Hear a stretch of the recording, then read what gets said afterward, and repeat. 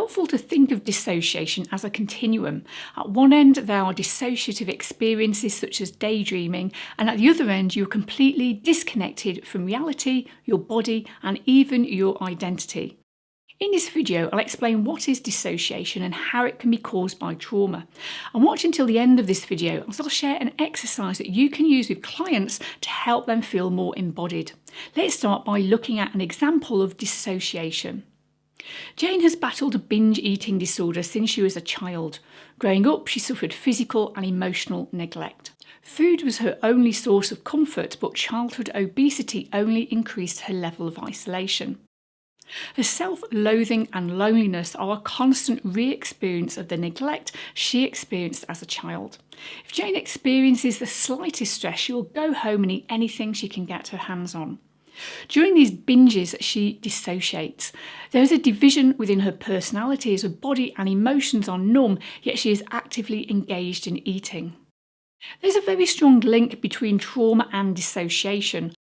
Ongoing trauma and childhood physical, sexual or emotional abuse are significant risk factors for the development of dissociative disorders. In fact, trauma is thought to be the root cause of at least 90% of people who dissociate. Trauma-related dissociation is a form of mental escape when physical escape is not possible.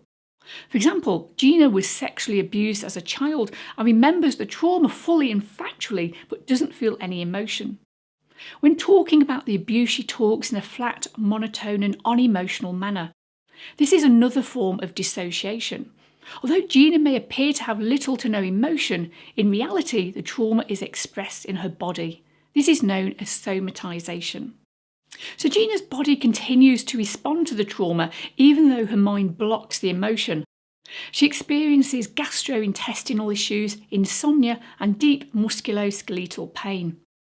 Gina's body learned that she could not defend herself. During the abuse, she could not escape from the man that was holding her down. Her body wanted to get out of there, but she was trapped.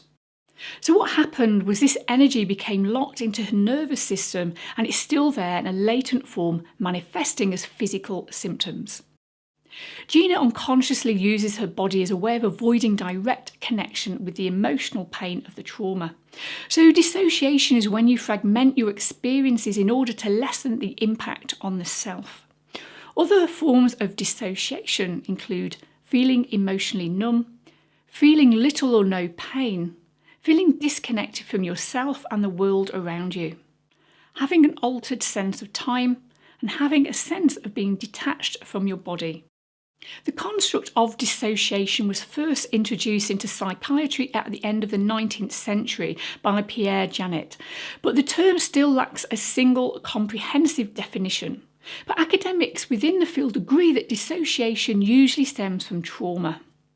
Now, as a psychological therapist, you have to be very careful how you work with trauma and dissociation, because simply talking about the trauma can lead to intense overwhelm and hyper-arousal.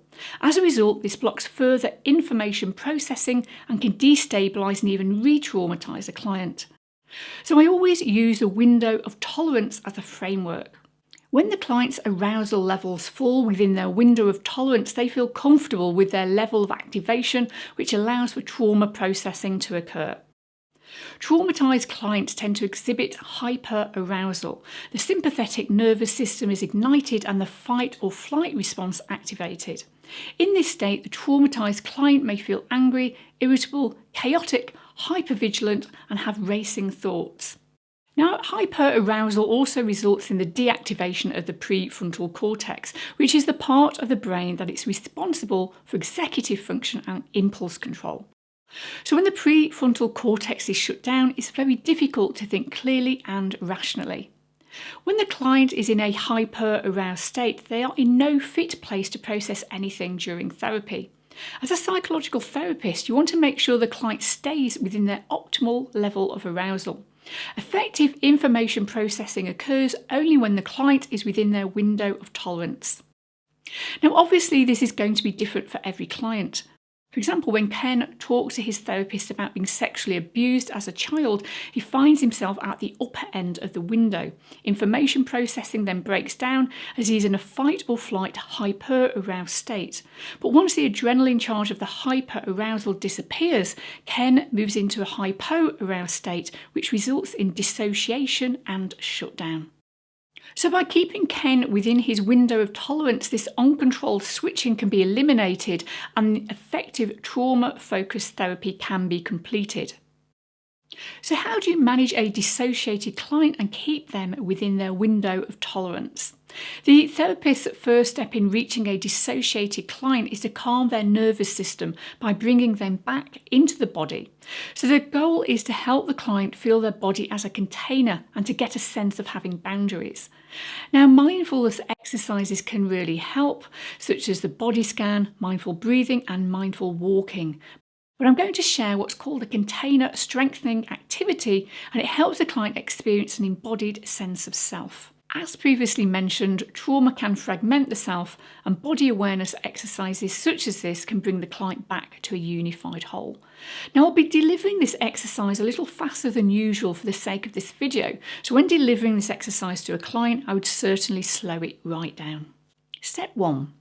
With your eyes open or closed, whatever feels comfortable for you, place one hand on your forehead and the other hand on your heart.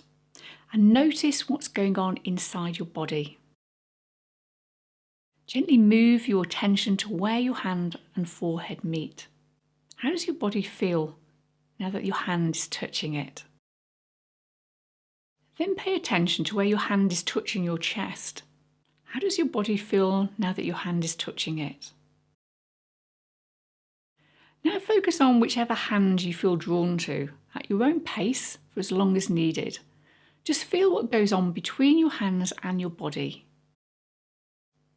Just keep your hands there. It could be for a few moments or 5 to 10 minutes, until you feel some kind of shift. Now, I've delivered this exercise a lot faster than usual, so slow it right down when delivering it to a client. The client might experience being solid, being in one location. They might have a sense of I'm here, I'm in the room. This very simple exercise helps the client restore an embodied sense of self. Now, if you'd like to take what you have learned to the next level, please watch my in-depth video on the window of tolerance. Just click the screen to view the video, and I look forward to seeing you soon.